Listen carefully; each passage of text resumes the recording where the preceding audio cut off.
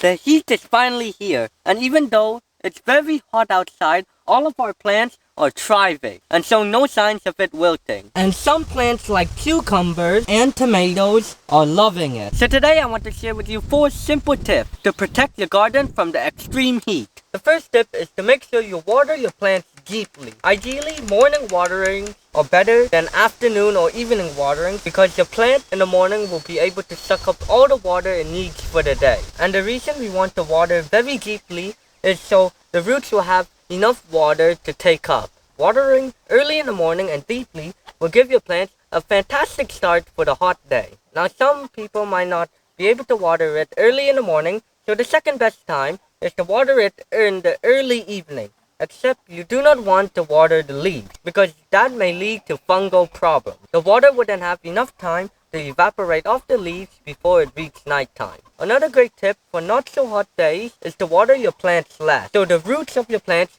could go down and search for more water. And the bigger the root system of your plants are, the more water it could pull up.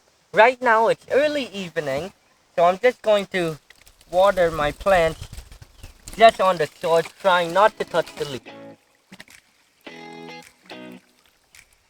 The second tip actually relates to transplanting your plants outside. The ideal time to transplant your plants is on a very cloudy day or a rainy day, when the sun is not hot and blazing. When you also transplant, you want to use some kelp powder to help reduce the transplant shock because the roots have been disturbed. Kelp will also encourage the small plants to grow more roots. My celery that I transplanted a few days ago on a cloudy day, they haven't even wilted once, and it's been really hot outside. And if you guys like seeing Tweaker in our videos, make sure to leave some likes for Tweaker. Tweaker loves this fresh kale here. Isn't it delicious?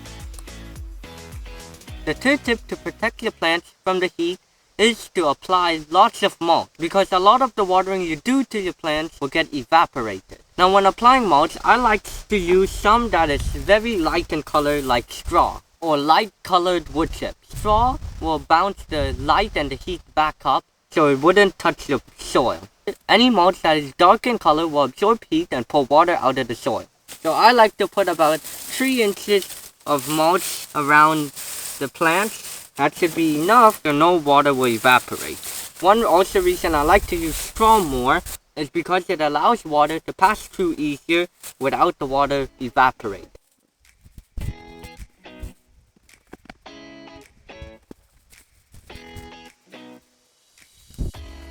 Alternatively, you can plant your plants very close to each other so they act like a living mold. Tip number 4 is to use a dark blanket or shade cloth to provide shade for any wilting plants. Shade cloths come in different shades and colors. Ideally, you want to get a shade cloth that's around 30 to 50% for your vegetables, and also a light color shade cloth so it won't attract heat as much. Now my plant is not wilting. As you can see, it's doing fantastic, but I'll show you how I would set up a little protective covering for any wilting plants. I'm going to use some posts and then stick them in the ground.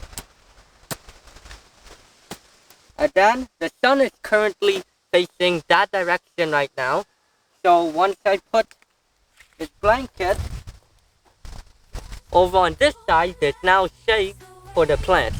And then you also want to give it a good water so your plants will bounce right back up. So those are my 4 simple tips to protect your garden from the extreme summer heat. Thanks for watching. Bye!